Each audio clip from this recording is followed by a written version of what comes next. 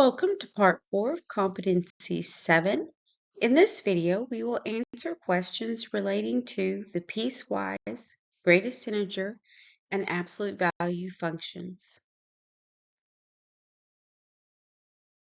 Beginning with piecewise functions, these functions have more than one formula or actual functions, and each formula has its own rule for each of the non-overlapping parts in its domain. Okay, number 1. Let a function be defined as the following, f of x, and you see it's piecewise, and it begins with 1 as the first function, meaning a constant of 1, and then a linear situation of 2x plus 1. All right, so let's put that in our calculator and see what it will look like. However, we need to finish reading before that. It says which graph represents f of x for -3 less than or equal to x less than or equal to 5. So from -3 to 5, okay? So we can examine each of our functions. Well, they all have that domain of -3 to 5, okay? We just need to choose which one. Well, actually, yes, this one's also 1, 2, 3, 4, 5. Yeah, A, B, C, D. They're all the same domain restrictions overall. However, we need to look at each one. So the first function, okay, we'll enter that in the calculator. So let's say, okay, actually I already have them entered in the calculator. So as you see, I have y sub 1 is a constant 1, and then y sub 2 is 2x plus 1. Okay, so let's graph that. Okay, now we have to pay attention to the restrictions. So the first restriction says that all the values are less than 0, and that would be the green. So everything that's in quadrant 2 is what we need. Well, if we look at our options, it has to be a straight line, a horizontal line, all in quadrant 2. Well, the only option that gives us that is D. Okay? All right. So then the next restriction for 2x plus 1 is we need to look at all the values that are greater than 0. We need everything greater than 0. So that would be everything in quadrant 1, and it would be a positive linear situation. So that would be the pink. Going up from 0, 1, straight up. Well, D also has that. However, if you look, B gives us that same look, but it won't satisfy the first function, our constant 1, y equals 1. Okay, and if you didn't understand what's really going on, that first function, we can think of that as y equals 1. Okay, so our calculator tells us D is the only option. Okay.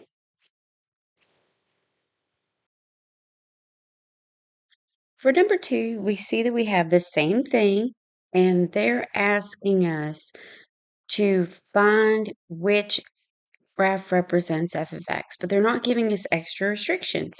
Instead, the restrictions are simply given in the functions for each function. So we have -x and x squared. Okay, well, let's put it in our calculator, see what it looks. You might already see what might work. Okay, so let's clear that out and say -x, okay, and arrow down, and it's going to be x squared. Clear that out. X squared. Okay, now let's graph this. Okay, well, I can see that we only have one good option. Okay, let's look at -x. That is the green, and it's a straight line going down. And it goes right through the origin, regardless of what the restrictions are. Well, We only have one option that fulfills that. That's B. But let's keep looking to make sure. It says from -2 and including -2. That means a closed dot. Okay, that's because of this, the less than or equal to. So yes, we have a closed dot and it goes to the origin just like our graph.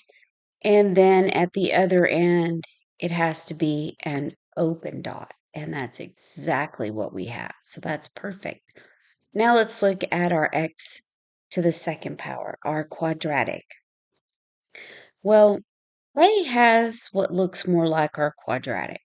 However, the linear situation, our linear equation, it's positive, and this doesn't match. Even if it were positive, it doesn't match. If it was positive x, that would be the identity line, and that isn't. That is actually below that, so that won't work. And if we look at C, same thing. It's not negative, it's positive. D, not negative, it's positive. Now let's look at each of our linear situations. We have to restrict it to where it includes 1, x equals 1. Okay, let's go to x equals 1, all the values of x and greater. Okay, well, I see 1. I'm looking at B. And it is greater. Now look at A. It does look more like a linear situation, but what happens is it's everything less than. It's all of our x values going the wrong direction. Here, see how there, let me highlight. See, it would be going all the way in the wrong direction where we need this to be positive. So honestly, that means that C is obviously not it. A's not. It can't be. It's going the wrong direction. So is C. D's the right direction, but it starts at 0. It would be everything greater than 0. Well, we need it to be greater than 1. So yes, B is our only option. Okay, for problems 3 to 5, it wants us to use the next scenario. A car rental agency charges 30 cents per mile for each mile up to 100 miles. For any mileage in excess of 100 miles, the rate is 20 cents. Okay, for number 3, which function represents this problem? Okay, so we have to investigate what is each sentence saying. Okay, 30 cents per mile, so that's 30.30x, okay? And then it wants to restrict the mileage up to 100 miles. So that'd be x is less than 100. But let's be careful with this. Let's look at A. A has 30 cents, a rate of 30 cents. Okay, I agree with that. And it has a restriction x less than 100. Maybe. Okay, let's keep going. B, that's not 30 cents. That's $30. That's not what the sentence says. That's out. Let's look at C. I like the 30 cents. That's 30 cents per mile. And I like the restriction better because this restriction says from 0 to 100. It includes 0 to 100, not just x less than 100. Because this restriction, I don't like it because that would be negative values. We're talking about money and driving our car. We can't include the negatives. And no, we don't say we're going backwards. So I like students, but what if you go backwards? Well, no, that's no. You're still driving. Okay, it's absolute value. Okay, so let's look at D. Okay, D has the 30 cents and the correct restriction as C. I like those two restrictions. So let's see. For any mileage that is in excess of 100, the rate is 120. So what's really happening? Well, let's look at our two options left, C and D. Okay, we know that we're going to have a certain amount of money up to 100 miles. Okay, well, let's think about this. From 0 to 100, that would be 30 cents times the 100. Let's say we go the whole 100 miles. That's $30. So we know that the first restriction will be a total of $30. I mean, the first function with its restriction. Now, the second one would include rather $30. So it'd be $30 plus the additional 20 cents past all the miles past 100. So let's look at what they give us. So I see for C, 20 cents, and then it has all the values of X minus the first 100. Okay, I'm good with that. But then it takes out $30. Well, you can't take out the $30. That means that they'd be giving it to you for free. So that doesn't make sense. That wouldn't be charging enough. Oh, it'd be great if somebody made that mistake. But well, I'm going to have to disagree with that. Let's look at D. Okay, there's our $30. That would include the first function. And then we'd have to add on 20 cents a mile, but they're going to take off that first 100 miles. So I agree with that. And it also, the restriction looks good, which is the same as C. Everything past 100. So I agree with that. It has to be D. Okay, we'll see what number 4 says. Number 4 says, let's move up. What is the cost if a person drives a car 150 miles? Well, we're just going to put this in the calculator and find this answer. Okay, 150 miles. Well, that's over the 100 miles. So that means function 2 in our piecewise function is what we need to use because we're going to look at our restriction. We're going over the 100 miles. Okay, so let's put that in the calculator. Okay, y equals, and let's clear this out. Go back up. And we need to use the second function. So that would be 30 plus 0.2 parentheses. And that would be our x minus 100. Okay, so let's take a look at the graph. Well, we can't see the graph. So, of course, we're going to have to look at the table. Okay, we want money. And sure, we need 150 miles. So let's go second window and get the 150 starting. And let's go up by 20 cents, every 20 cents, steps of 0.2. Okay, so now second graph. And there we go, $40. B will be our option. Okay, now let's look at number 5. Find the total number of miles driven if the total cost is $102.80. Okay, well, that's still within the domain of the second function. So we already have that in the calculator. However, we are too far away from 100. Let's see, $30, 100 miles. So it's over 100 miles because it's over $30 is what I actually mean to say. Because the last question, that was 150 miles. That was $40. So, it's going to be way over 100 miles. So you know what we can do? We have A, B, C, D options. So let's enter that in our graph. Do what we did a moment ago. Say second window, and let's type in 546. Okay, and push second graph. That's $119. Too high. Okay, well, let's try it again. Instead of going up and down with the arrows, this is easier. 464. 464 miles, enter. Okay.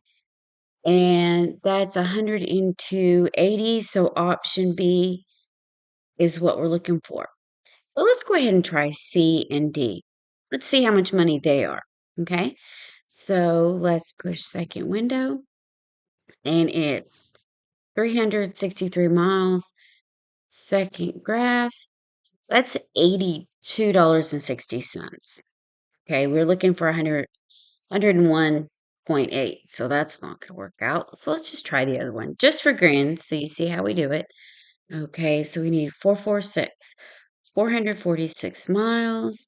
Second graph, $99.20. Okay, so we know for a fact that option B is correct.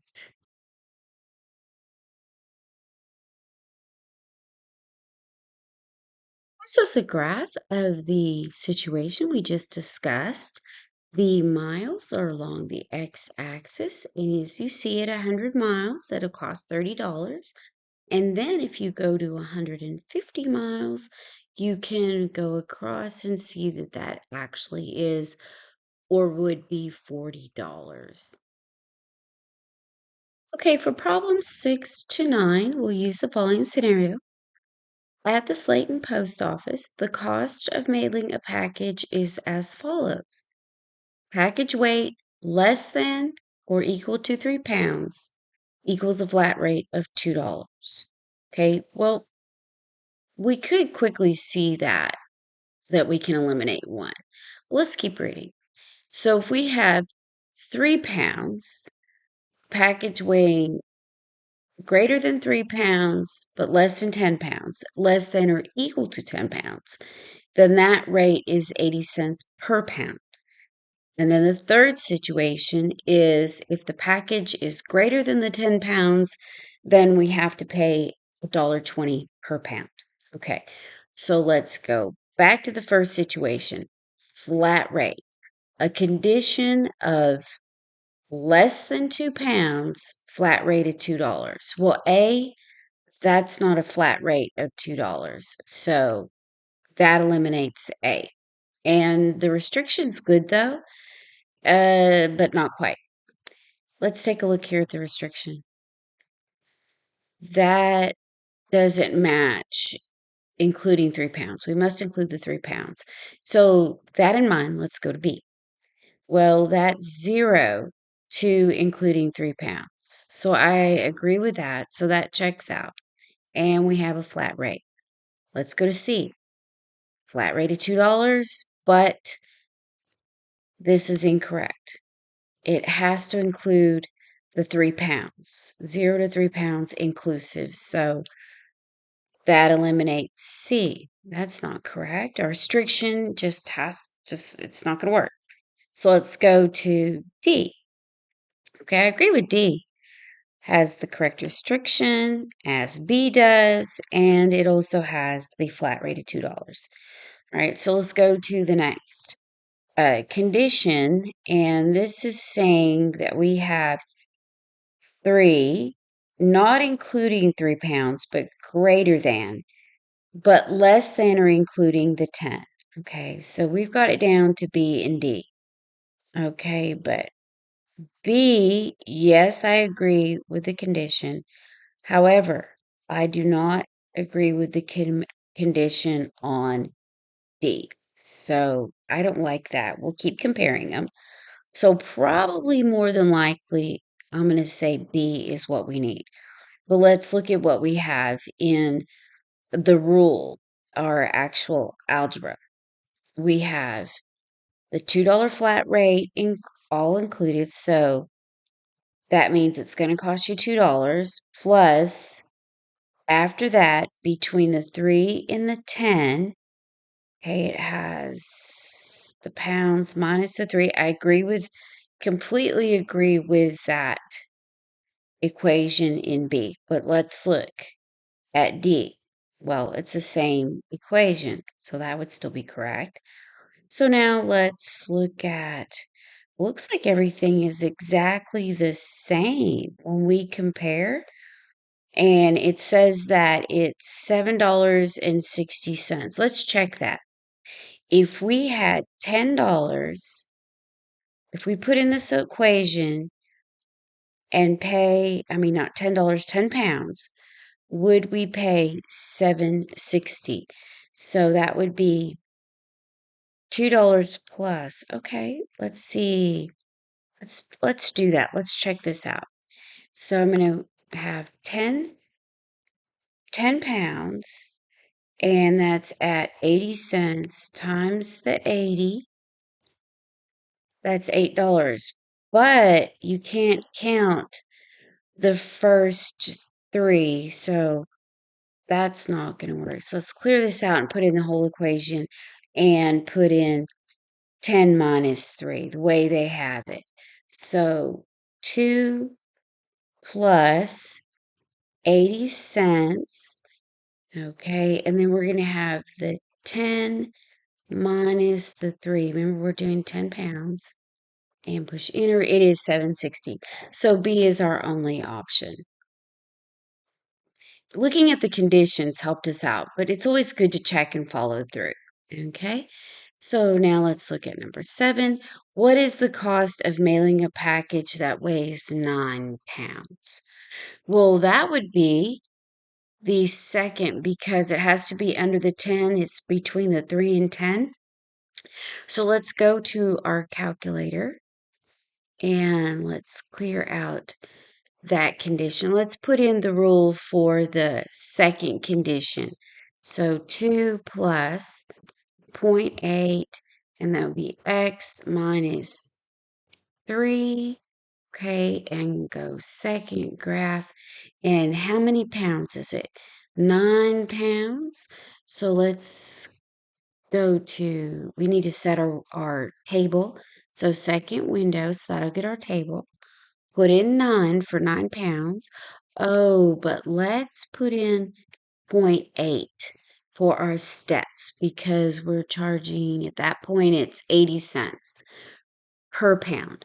Okay, so now second graph, and there it is, 680. And that's our answer, option D. Number 8, find the number of pounds of a package that costs $17.20. Now, the last question was 9 pounds, and the 9 pounds cost $6.80. This means that we need to go to the third scenario or third range of package. So we're looking at 10 pounds or above. So we've got to be, because the last one was 9, has to be over 10 pounds. So let's do our y equals, and I already have that entered in. I have both of them. The second situation and the third situation for weights, ranges of weights. Okay, so let's push second and graph. Okay, now we have it all set up and I see 18, but I need to show you something. It isn't just going to pop up, because if you look at this, I have changed this to increments of 20 cents, because the cost was $17.20. Before, we had it at increments of 80 cents. Let me show you what happens. Second graph. Oh, well, it's no longer there. Our $17.20 is nowhere to be found, and neither is our answer. Okay, so let's go back to our window. That's the key. You have to make sure that you see things in the increments that you need. So let's put back in our 20 cents. Okay, and let's go to this range. We have 22 pounds, 20 pounds, 19 pounds. So let's put in 22 pounds. Okay, well, no, let's not even do. Well, let's go ahead and see. It's close enough. They're all close enough together. So second graph, okay, we have 22, but that one's the largest one, and it's not there. Oh, goodness. Okay. Oh, there we go. At 18 pounds, it says, remember, we're looking at the pink. That is the last situation we entered, the y sub 2, $17.20, 18 pounds. So option D is what we're looking at.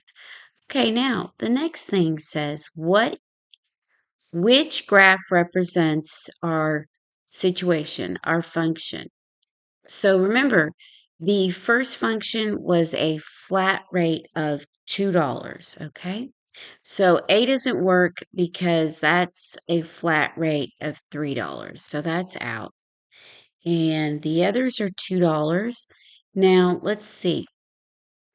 Let's look at what we've got. We have at $10, we should have how much money? It was $7.60, remember? So at $10, this one has, at 10 pounds, excuse me, 10 pounds, we have five and a half dollars. So B won't work. At 10 pounds on D, we have $6.50. So D won't work. C has to be our option. We start out with a flat rate of $2, and then after $2, it increases steadily. And then at the $10, we have $7.60. So C would be the correct option. Next, we're going to discuss the greatest integer function, which is also called the step function because it looks like we are walking up little steps. They're little increases that only last for a short period of time. Okay, so what the number 10 says is what is the value of f of x when x equals 3? So this is how you read these. We'll go to 1, 2, 3's right here, and then we go up. But as you notice, we get to an open circle. That means you cannot include this part of the function.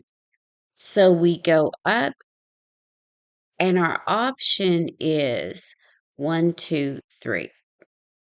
So when x is 3, the y value is 3. So option B is what we're looking for. Okay, let's go to number 11. Okay, and number 11 says, what is the value of f of x when x is 1.8? Oh, let's go look at the graph still. So we have 1.8 somewhere in here. Okay, so how we read the step function is that it stays the same for that short period of time. It begins by including that whole number. So it'll include 1, and then it goes all the way up to 2, but not including 2. So our value is 1. So that would be option D. Now we're going to talk about absolute value functions. And you see how the absolute value of x is graphed in our image. It also can be written as a two-part piecewise, including 0. So if it's absolute value, as you know, the definition of absolute value, as it implies, everything has to be positive, meaning that all of the answers or y values must be positive. Okay, so for number 12, what do we do to figure out which graph represents the absolute value of x minus 4? We just put it in our calculator. So let's go to our y equals. Let's clear out what we've had before. Go back up to 1. Actually, doesn't matter which one. We can go 1 whichever. But let's do our absolute value. So how do we get to absolute value quickly? We'll push second 0. That's our catalog. And it just so happens it's the first thing because it starts with AB. So push enter, and where it's highlighted, just put in your X, and then let's push graph, and there it is. So as we see, it will go up, but that's the graph of what we had before above. But we want the absolute value of x minus 4. So let's go back and put in that minus 4. okay? Minus 4. Now let's take a look at it. Oh, that's very different. So it looks like it goes below the origin. Well, even before I zoom in, let's go to zoom stat. Let's try number 9 and see if that gets us. No, zoom standard? There it is. Zoom standard. One of them's got to work. Okay, well, it's not A, it's not B, and definitely not C. It is, wait a second. It has to go below the origin. Oh, it has to be D. It's just deceiving because it doesn't show us the origin. So we really got to be careful. Well, we know it's not C because it tells us that it's at -3 and 0. Well, if that's at -3, 0, that means the origin is somewhere out in here. So that won't work. Now let's analyze B.